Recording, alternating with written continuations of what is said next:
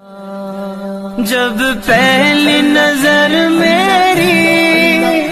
اس کعبے پہ جائے گی، اس کعبے پہ جائے گی، دل جھوم سجائے گا، میں کعبے کو دیکھوں گا، وہ دن بھی تو آئے گا۔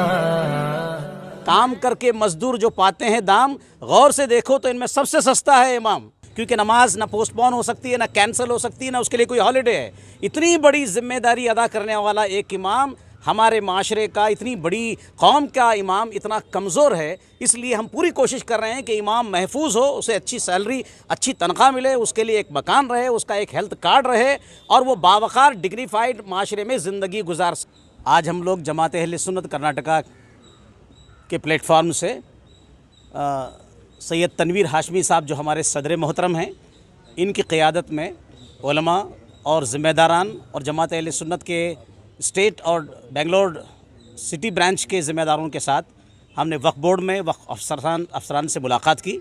جیسا کہ ابھی ہمارے صدر محترم نے دہرایا کہ امام جو سب سے اہم ذمہ داری ادا کرتا ہے وہ معاشرے میں بہت ہی کمزور ہے اور غیر محفوظ ہے۔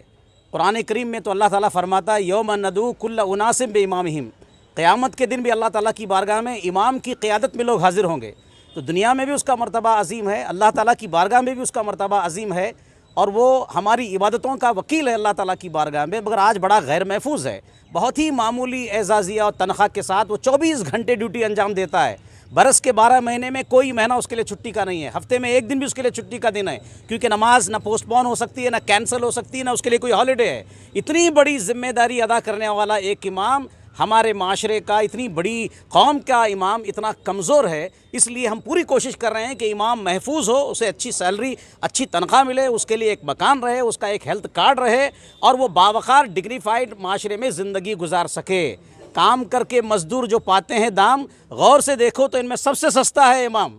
تو امام کو بہت ہی باوقار زندگی گزارنا چاہیے۔ جماعت اہل سنت کے پلیٹ فارم سے ہم لوگ لگاتار کوشش کر رہے ہیں کہ امام کا مرتبہ بڑا عظیم ہوتا ہے، سماج میں اسے عزت ملے، ریسپیکٹیبل لائف ملے، اور اس کی عزت، اس کا وقار برقرار رہے، اور کسی بھی اعتبار سے اس کا ہاتھ سماج کے سامنے نہ پھیلے، وہ اس لائق بنے، اس لائق نہ بنے، یہ ہماری کوشش ہے۔